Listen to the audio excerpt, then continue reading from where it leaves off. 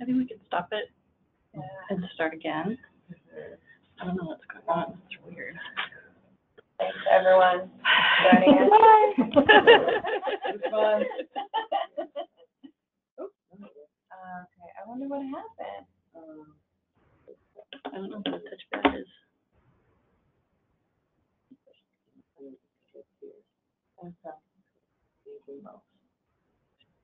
And then you know how to escape it to get to the Excel sheet, right? And then we'll need to bring this back up after. Hello and welcome to Communities of Opportunity, Place-Based and Cultural Communities RFP webinar on understanding the budget template and responding to general questions. Hi, my name is Blishka Lisette and I'm here with my colleague. Hi, I'm Cristina Gonzalez. Okay, so we're going to start by going through the agenda to talk about what we're going to be discussing today. So we have some reminders that we want to point out to you. There's an addendum that's been released, and we also just want to reiterate the purpose of the RFP. My colleague Christina will go through the budget template, and then we'll come back to the webinar and answer some questions. First off, want to remind everyone again that the RFP is due on Tuesday, January 11th at 2 p.m. And please send the RFP to the email address that you see on your screen. That's cpress-bsk@kingcounty.gov. Again, it is due at 2 p.m. on the 11th. We have an addendum that we released just last week. The addendum has questions and responses that we've received for the past month, and they're posted on our RFP webinar, and the link to that webinar is on your screen. In addition, we want to remind everyone that if you have questions, to please submit them to the same email address by Friday, December 29th. That will be the last day that we'll receive questions, and final questions will be posted, I imagine, on the 2nd or 3rd of January. And finally, Christina will demonstrate that on the Excel sheet, but we want to also reiterate that we've changed the dates in terms of when the contract will be started from April to May 1st, 2018. So just want to remind folks about that.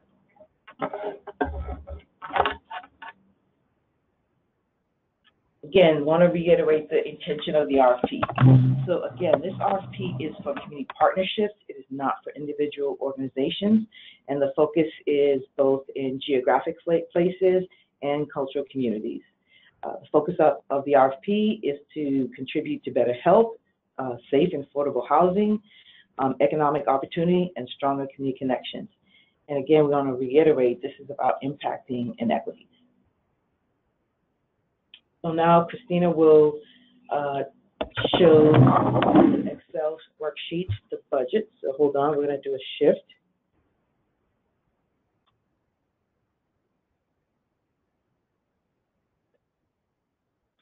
Okay, so the budget worksheet contains 3 sheets. So one that is called instructions and examples. We wanted to make sure that we were giving as much helpful information as possible, and we were clear with our instructions, and we separated that out from the budget that we're asking you to complete. So the first sheet is the instructions and samples.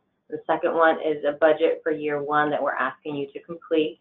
And then the third sheet is the budget year 2 detail that we're asking you to complete. So we're going to go ahead and review the instructions and example.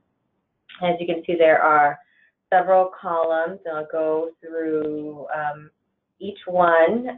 And so here on the instructions and examples sheet, we have the type of cost on the first left-hand column. So the first one here is personnel costs, and then right next to it to the right, we're asking for justification. So what are the details that you can share and how they're connected to the work that you are planning to do with the grant. Then to the right of that, we have a couple of columns that can be helpful for you to calculate the total amount that you are requesting for those particular line items. So in the case here, the personnel costs, we have a place where you can add the hourly rate, the number of hours per month, the number of months to help you calculate the amount requested. You don't have to use the columns to help get to your calculation, but if it's a helpful tool for you, it's there. But we want to make sure that the amount that you're requesting is as accurate as possible. One thing that we do make a note of in each area is we've tried to create some pre-calculations for you, but if you are adding, let's say if your personnel costs are more than 2 different rows, you want to add different types of personnel costs, and you're adding rows, we want you to make sure that the formula is staying consistent. Usually it might miss the new row that you added, and so definitely make sure that you confirm that the formulas are correct and that the totals are correct. That's a very common error that we want to make sure we try to avoid. So examples here for personnel costs, we have here the executive director, what they're going to be doing with COO staff in relationship to like the work. But if you look on the right-hand side, we have different types of examples of personnel costs, so salaried, hourly, full-time, part-time staff, and there could be potentially others. We wanted to give you a general idea of what it is that you were, that we were trying to get with this particular row. Then fringe benefits, any type of benefits that you're paying the folks that are going to be doing the work. Examples are medical, dental, paid time off, industrial insurance, etc. Again, adjusting the calculations if you've added rows to just make sure that we've got the right calculations. And then we have another line item for consultants, and if you can describe, if you know like the actual person or the type of work that they're going to be doing, the company, and then giving us a little bit more detail so that we can see how it's connected to the work that you're planning to do. If you don't have a specific consultant identified, but you know that you're going to need facilitators to help with the coalition meetings, and you can write TBN or to be named. And the other items, such as supplies, we made this like very general. Again, the justification is pretty straightforward. And if you continue to scroll down, thank you. We've got supplies, and if you continue to scroll down, some of the other examples then. Travel, again, providing a description of the type of travel. Here we gave you an example of mileage, an example of bus fare, and we use the calculations here. If you have like the number and like the cost, you could also use parking or any other item, and definitely use the current mileage reimbursement rates from the IRS, and we've shared with you the IRS website there for you to confirm. Then we have the category other. I'm going to move forward a little bit. After that is the subcontract. Since part of this work is really working in conjunction with other organizations, we want to be able to see how it is that you are dividing up the work within the organizations, understanding that you're going to have the primary organization that is applying and then working with other groups. So here we'd like for you to share like the justification in terms of who are the other groups that you're going to be working with, if you are subcontracting with them, and being able to share with us how it is that you're breaking down and dividing up the money. And then going back up, then anything other than that goes in the other categories. So some examples here: printing, copying, cell phones, space rental, postage, stipends can go in here. I think, again, just want to make sure that you are able to share some explanation as to how this is an expense that will help you do the work and meet the goals of like your grant, and to make sure that your numbers are adding up. Then the last part after subcontracts, Lister will share. Okay, so you'll see here that there's a 10%, and that's what we call sort of the federally negotiated indirect rate. If you have that rate, already set up, please enter it in that box and have it calculate what your indirect base will be. If you do not have a federally negotiated indirect rate, you can add your cost to the other category. So examples of an indirect cost could be office space, that's space for staff, so not just space for renting and for meetings, but space where staff are housed, utilities such as electricity, the phone lines within your office space, insurance. So anything that assists you in the cost of doing business would fall under either your indirect rate or in the other category. And the category that is called other, just to be specific, yes. And so that is reviewing with instructions. So we'll click on the year one budget. So this is where we're asking you to fill out the information for your work for year, again, this is for year one, May through April. And we have some examples and a little bit of like notes on the right-hand side, but this we left blank for you to fill in with your appropriate cost for this grant. And then we're asking you to do the same thing for year two.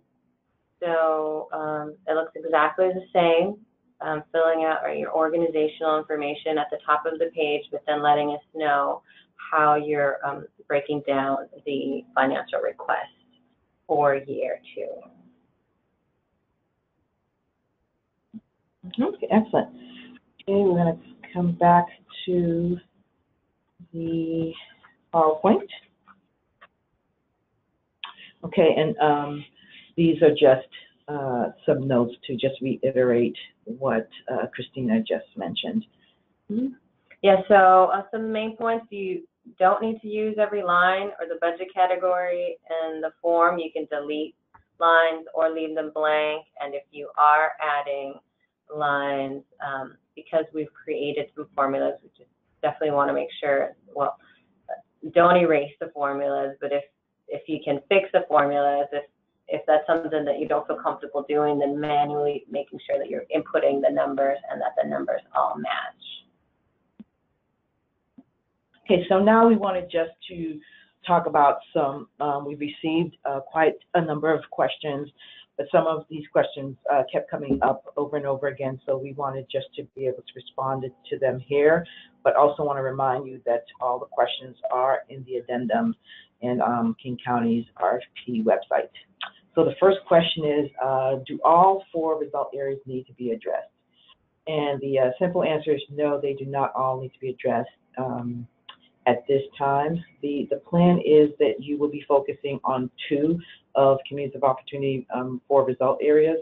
As the RFP mentions, community connections is a required result area that you have to work on. And then if you are able to do all the other 3 at this time, excellent. If not, then you need to at least select one of the others, which is health, housing, or economic opportunity. And then you need to be able, in your proposal, to describe how you plan to increase your partnership, develop that partnership in order to build in the other result areas that you currently aren't working on. So the other question is, what counts as a cultural group? And again, we want to just reiterate, a cultural group is a group of people who share common characteristics and are facing disparate health and well-being outcomes, so are experiencing health and well-being inequities. So that is what we would be defining as a cultural group. You would just need to describe what the characteristics are of that group that you are working with, and what the inequities are that that group is facing. Third question is, what counts as an isolated rural community? So there are rural communities throughout the county, both in northeast and south regions. And isolated rural communities are communities that are lacking resources and services in a centralized area. They tend to be limited population density. And then obviously for this RFP, these communities must also be facing health or well-being inequity. Next question is, can community partnerships in the current place-based communities such as White Center, Rainier Valley, and SeaTac that will apply for funding. And for the purpose of this proposal, you cannot apply for funding if you're focusing on a place-based activity in these 3 sites. However, if you are looking to work with a cultural community, you have a partnership around cultural community, and that cultural community falls within one of these 3 or all 3 of these categories, you are able to apply. However, you must make sure that the geographic scope of the cultural community goes beyond the geographic sites that we have listed here. Last is, will this RFP fund direct services? And just to sort of describe what we mean by direct services, that services are directly provided to individuals or groups, such as education or case management. So this RFP does not fund direct services. We're really focusing on impacting policies and systems and improving environments. And we want to make sure that the activities that you're proposing in your application are really looking at long-term change, and so direct services will not be funded. Okay, want to remind folks again that we do have technical assistant providers. There are 6 of them. Again, if you look at the link, the Best Starts for Kids blog, there's a list of all 6 providers, TA providers, as well as their experiences, their expertise. We encourage you to please reach out to them. And again, please reach out to them sooner rather than later so that you'll have enough time for them to provide you with the support that you need. Want to also reiterate that questions will be taken up until the end of business on Friday, December 29th. And again, to send them to the cpress-bsk@kingcounty.gov. And the person in our contracts office that will be receiving those questions is Chris Diablo. Just want to again highlight what we are expecting to see in the proposal that you submit. So first off, want to ask you to name the electronic file CO-014-17 and the name of your application. So when you submit all the forms, please make sure that you've labeled it that way. There's a cover sheet that you need to complete and sign. You also will need to complete an application summary, and that's really more around describing the lead organization and the partners that are part of that partnership. Of course, attachment 3 will be the narrative, which is responding to the questions. Maximum of 5 pages, 12-point font, 1-inch margins, and then the budget template, which Christina went over. And attachment 6 is basically going back to talk about sort of the service agreements that's connected to the cover sheet that needs to be signed. Okay, so we are done with this part of the webinar, and we thank you very much for listening. Again, if you have questions, feel free to submit them to cpress-bsk@kingcounty.gov, and we will conclude the recording of the webinar on budget application and general questions. Thank you.